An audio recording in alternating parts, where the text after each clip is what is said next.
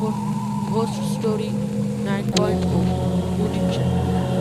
Ghost story 9.0 এখন শুধুমাত্র online ইউটিউবে youtube.com/story 9.0। আজকের গল্প রহস্যময় দুই বন্ধু। তাহলে শুরু হচ্ছে রহস্যময় দুই বন্ধু। সূত্রধার দেব ভট্টাচার্য, গ্রাফিক্সে প্রীতম আর সাউন্ডে অনিকেত। রাতটা তখন প্রায় অনেকই হয়েছে, মধ্যরাত্রি। প্রায় তখন বাজে 2টো। সেই সময় অনিক এবং তার আরেকটি বন্ধু প্রীতম, তারা দুজন একটি ফাঁকা মাঠের মধ্য দিয়ে যাচ্ছিল। পাশে ছিল ধান ক্ষেত। হঠাৎ প্রীতম লক্ষ্য করে যে ধান ক্ষেতের মধ্য দিয়ে একটা গুনগুন গুনগুন আওয়াজ আসছে, একটা কাঁদছে। এবার তখন প্রীতম অনিককে বলল, অনিক, এ দেখ তো, কেউ একটা যেন কাঁদছে মনে হচ্ছে, কি হচ্ছে?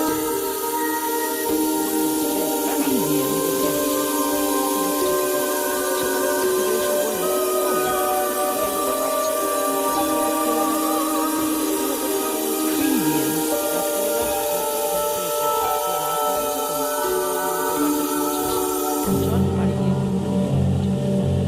তারা আবার চলতে লাগলো। কিন্তু প্রীতমের কানে যেন একটা শব্দ আসছে, আবার যেন কেউ কাঁদছে। প্রীতম আবার একবার শুনতে পেল, কিন্তু বারবার আবার শুনতে পাচ্ছি কান্নার আওয়াজ। কে কাঁদছে আশেপাশে? আবার এবার তোরা আশেপাশে খুঁজতে লাগলো, কে কাঁদছে?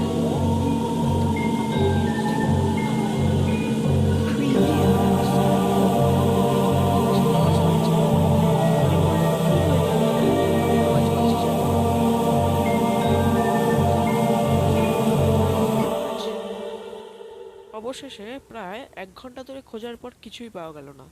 তখন রাত বাজে 3:30। আবার তারা হাঁটতে লাগলো। তাদের বাড়ি এখনো প্রায় বেশ অনেকটাই দূর, প্রায় 2 কিলোমিটার। বড় মাঠ পেরোনোর পর এবার একটা ছোট্ট শ্মশান। শ্মশানের পাশ দিয়ে তারা যেতে লাগলো। দেখ, ওখানে একটা কাঁদছে, শুয়ে রয়েছে। অনেক বললো যে, দেখ, দেখতে তো প্রায় 18-19 বছরের হবে, তবুও শ্মশানে। ব্যাপারটা তো আমার ঠিক লাগছে না। ওই মেয়েটা, চল নিয়ে যাই। অনেক আর প্রীতম সেই মেয়েটির কাছে গেল। প্রীতম সেই মেয়েটির কাঁধে হাত দিল। মেয়েটি তাকে একেবারে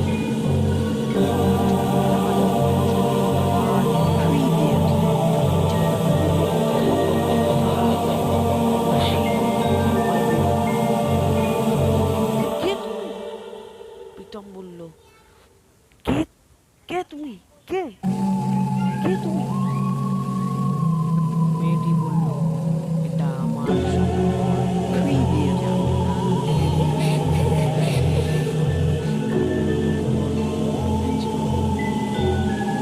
আবার তোমরা উঠবে তোমাদের বাঁচার পর।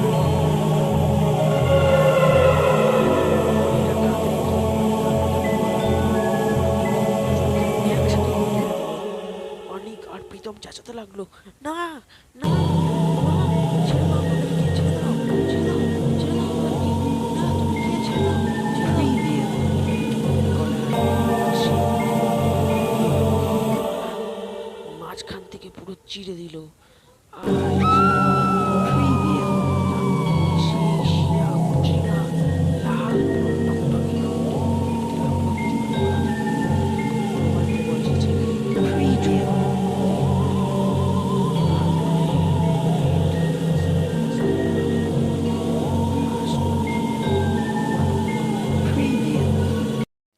এটাই ছিল আজকে আমাদের মধ্যরাতের ভূতের বয়, অর্থাৎ ঘোস্ট স্টোরি 8.0 ইউটিউব চ্যানেলের একটা সেরা গল্প।